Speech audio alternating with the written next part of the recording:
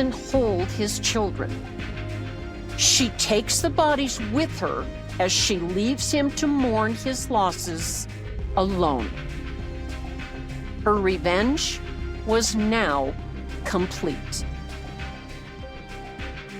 Diane Downs is a lot like Medea. She too is a narcissist, thinking only about her own pain.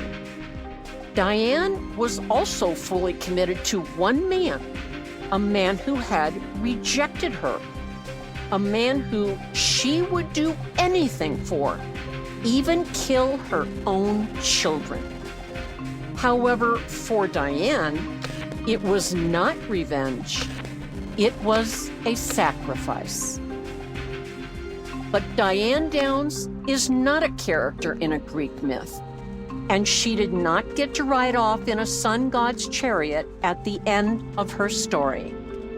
Instead, she is trapped in a prison of her own making till the end of her days.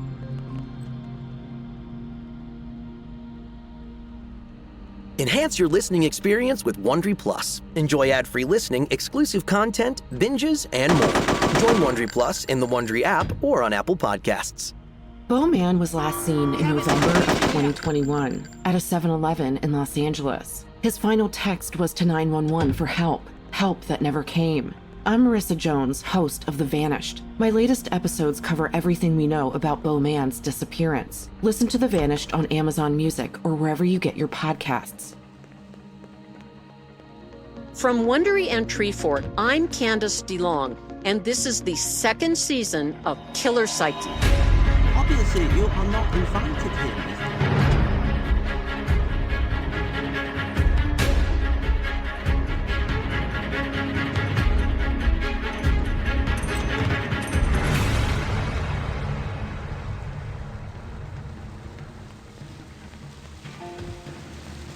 I've spent 5 decades studying people's minds through my work as an FBI profiler and psychiatric nurse.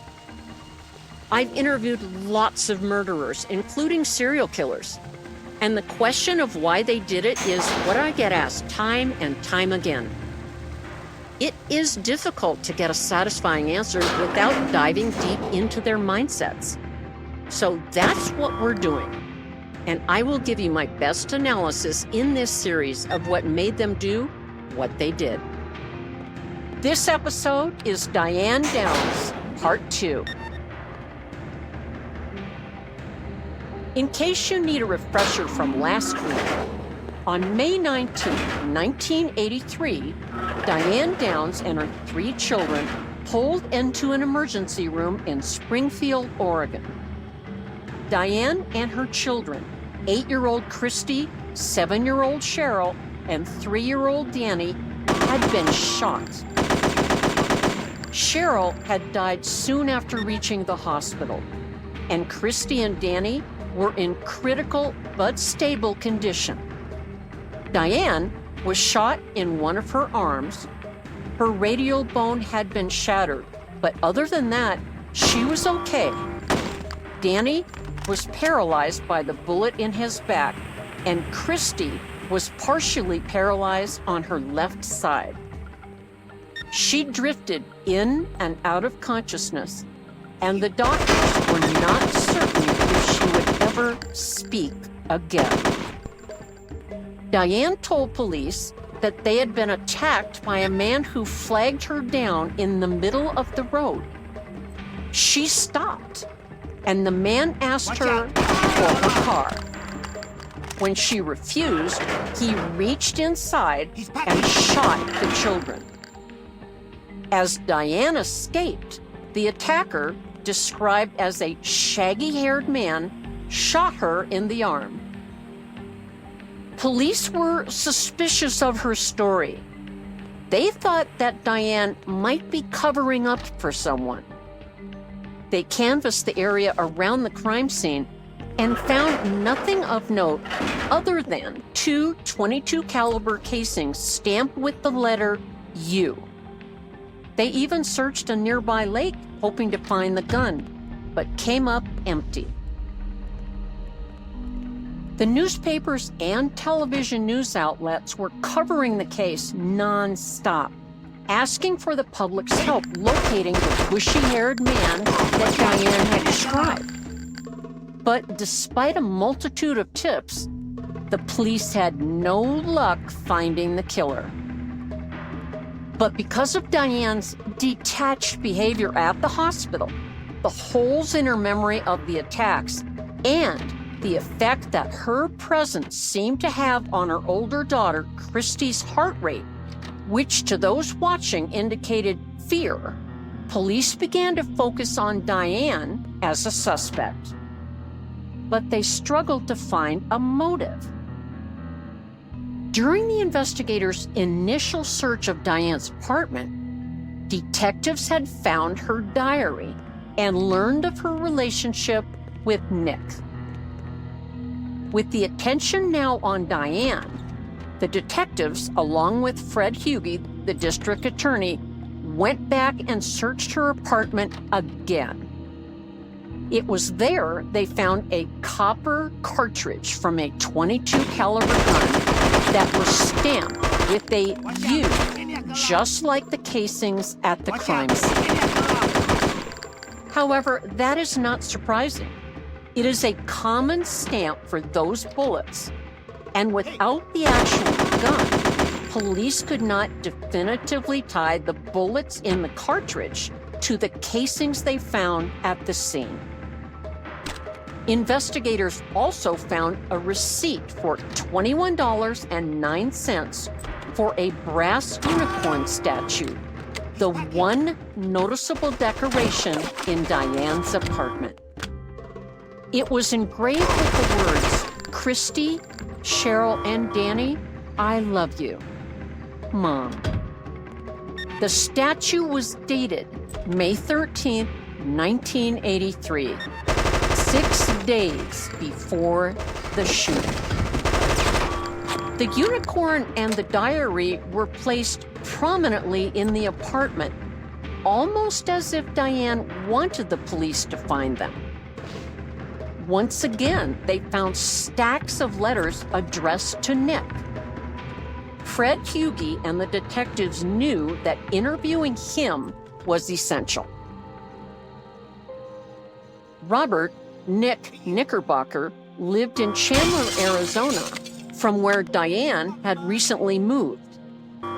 He and Diane had been co-workers at the postal office and had an affair. When police interviewed Nick, he told them that the affair had started out as a fling, but Diane soon set her sights on marrying him. Nick told her that he was not interested in marrying her or being a father to her kids. He also told Diane that he was not going to leave his wife. I'm going to assume here that the only thing Diane heard in that conversation had to do with him not wanting kids. After all, what could possibly be wrong with her that Nick didn't want? Diane promised him that she would find a way to make sure the kids did not bother him. Finally, police had a motive. Even though Nick had wanted to keep their relationship secret, Diane had told everyone at the post office where they worked. She had become overbearing, but Nick thought Diane would tire of him and move on, as she had done with her other lovers at the post office. That was not to be, and until Diane left Arizona, Nick could not separate himself from her.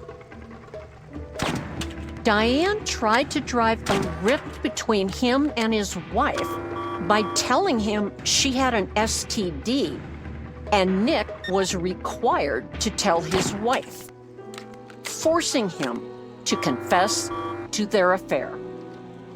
But after a brief split, Nick and his wife stayed married, frustrating Diane even more. After her move to Oregon, Diane had flooded him with phone calls and mail. He ignored the phone calls and returned the letters unopened. Nick also surprised police by telling them that Diane had called him the morning after the shooting. This time, Diane called the post office to make certain Nick would take the call. Diane was calm as she told him about the shooting, and then said she loved him. Nick was stunned and told her to leave him alone. But he said she just would not take no for an answer. Even with all this information, police were still not sure that Diane was their killer. They could not fathom a mother killing her children. Also, finding the evidence to convict Diane was not easy. The main problem being there was no gun.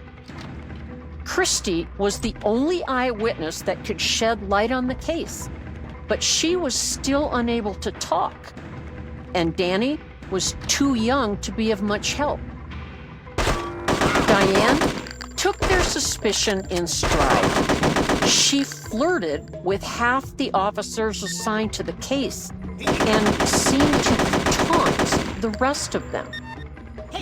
As police continued to investigate, Diane would continually bring up her diaries as if she wanted the police to read them. The journals were filled with stories about men finding her attractive and how much Nick loved her and wanted to marry her. Even in her own private thoughts, she could not see or accept the truth. Diane, for her part, would frequently call the detectives to give them her opinions on who committed the crime, and she'd run to the papers and complain every time they rejected her suggestions. Her story would change as Diane claimed to remember more details about the crime. She even told police that she remembered the killer saying her name. This would make the shooting a targeted attack. There was always something new, almost as if she were playing a game and daring them to arrest her. When investigators brought her in for questioning, Diane was able to give an explanation for anything they asked. The police later wrote in their reports that it was like verbal vomit. As Christy and Danny recovered, there were 24-hour guards around them.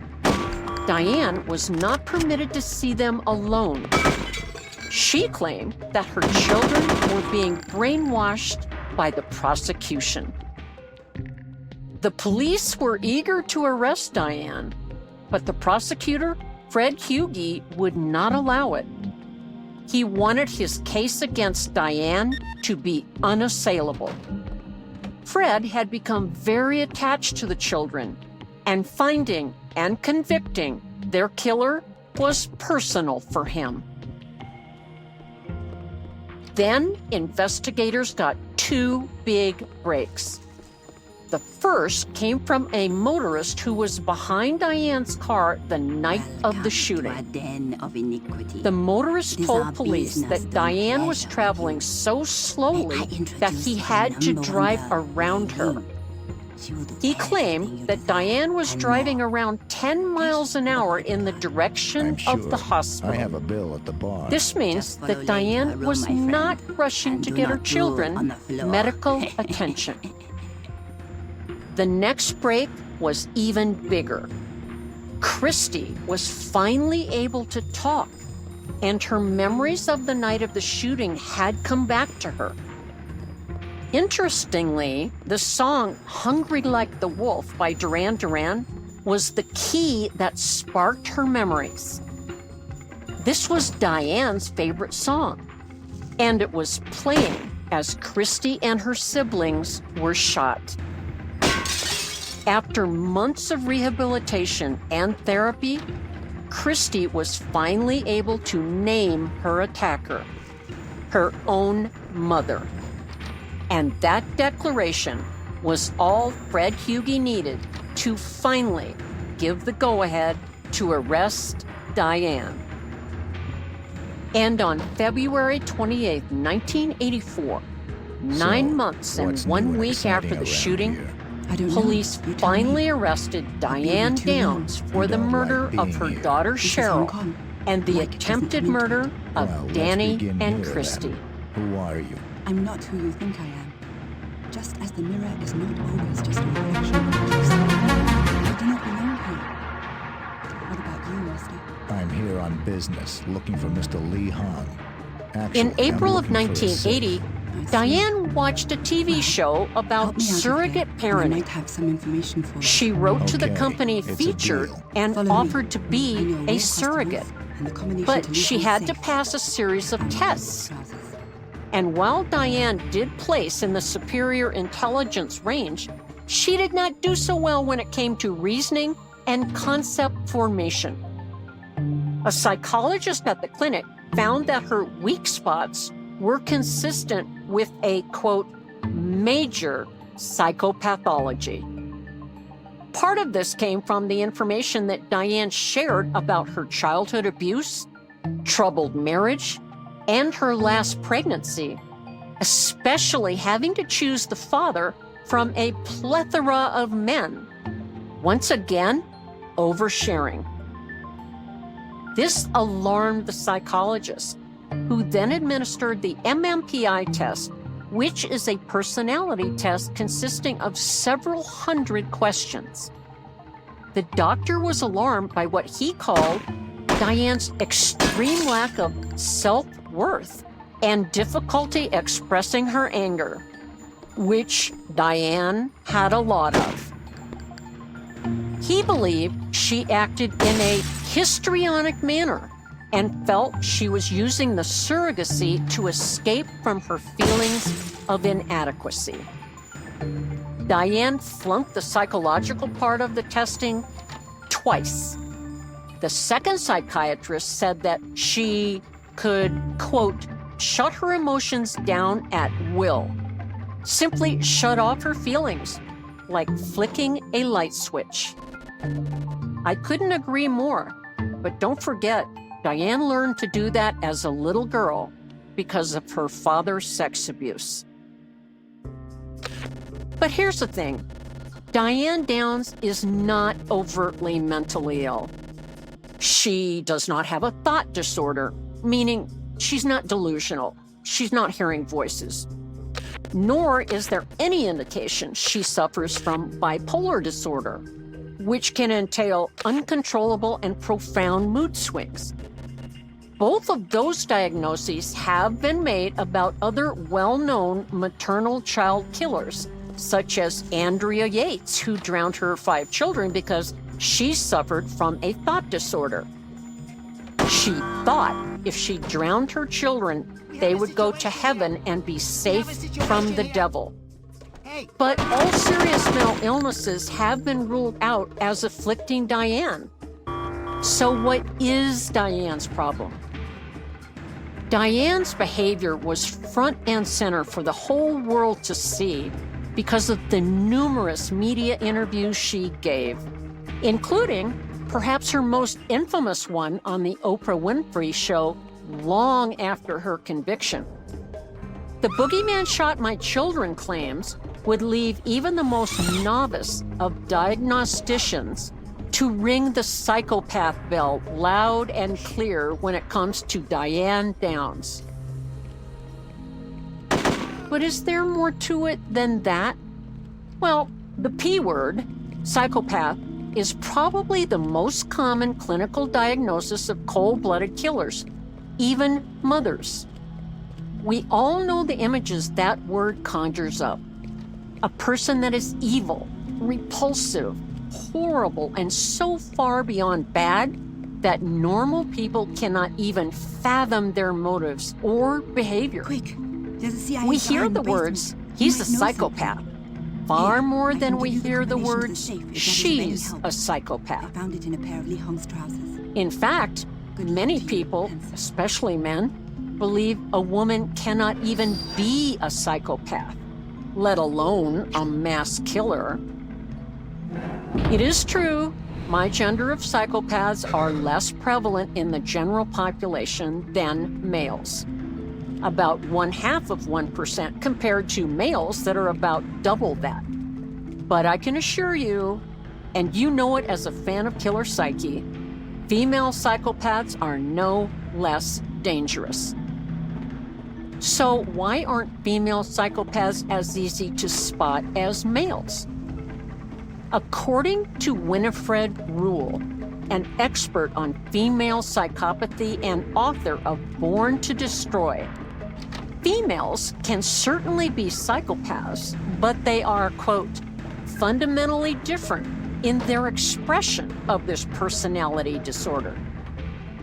So why aren't female psychopaths as easy to spot as male psychopaths? According to researchers Gacona, Cunnicliffe, and Smith, malignant hysteria, also known as histrionic personality disorder that we spoke of earlier, is at the heart of the female psychopath. They go on to say, quote, psychopathic women lack men's grandiose self-structure and are not immune from experiencing themselves as damaged. They need others, but it's pseudo-dependency and maladaptive neediness. They need those others to bolster their own self-esteem and obtain some sense of stability with their own troubling affect. As we said before, this description fits Diane Downs to a T. The characteristics of that type of personality, which are attention-seeking, promiscuous, dependent, and inability to form stable and lasting relationships, even with her own children. One has to wonder if they had Diane Downs in mind when they came to that conclusion from their research. Diane maintained her innocence throughout the trial, manipulated the press, and basked in the national attention she received, again trumpeting her narcissistic personality. And for Diane, bad attention really is as good attention. She acted the role of a suffering mother and even became pregnant before the trial, some people believe to gain the jury's sympathy. She committed these crimes because the man she wanted did not want children. And for Diane, their loss was a small price to pay for her happiness. I found the testimony of the prosecution psychiatrist especially convincing. He also determined that Diane fit the profile of malignant hysteria psychopathy. He noted, quote, Diane shows no remorse. She regards the children with no empathy and as objects or possessions. Feelings she has for them are superficial and only extend to how they are a part of her. And that brings us back to Diane's foray into surrogacy. The doctors were worried that Diane would not be able to give up the baby, but she insisted she was not interested in keeping the child. Diane craved the attention the pregnancy afforded her, and a child would just steal that attention. After Diane and Steve were officially divorced, she moved from one lover to the next. Quote, I love them all. I just don't go to bed with people. I love them. I don't think it was so much that Diane loved them. The fact that they wanted to bed her fed into her narcissism. Look at me, I'm so desirable. All these men want me.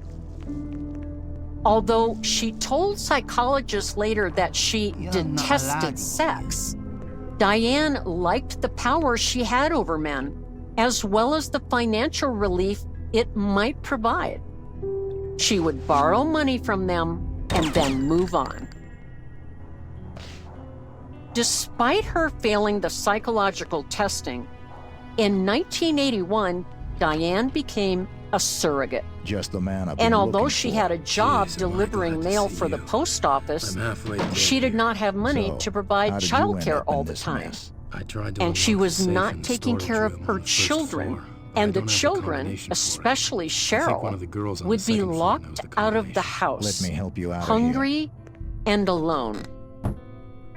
A neighbor noticed this and confronted Diane.